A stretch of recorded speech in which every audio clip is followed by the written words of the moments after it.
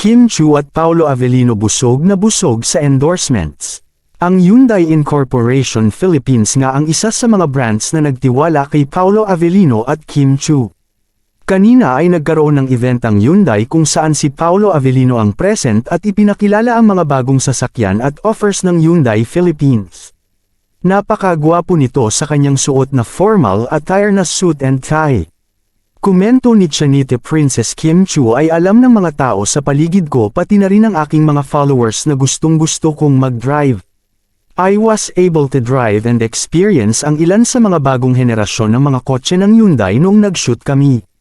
Ngayon bilang opisyal na endorser ng Hyundai Motor Philippines family ay excited ako dahil sa mga bagong offers na aming ipapakita.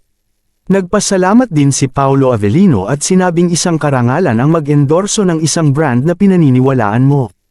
Alam mo yun yung kapareho mo ng passion at commitment. Sobrang saya ko po na pinagkatiwalaan ako ng Hyundai Motor Philippines.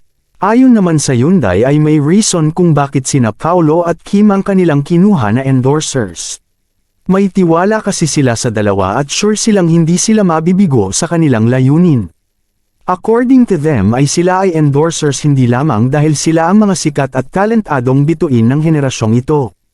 Kinuha po namin sila dahil sila ay kilala sa kanilang positibong disposisyon at tagumpay sa kanilang career.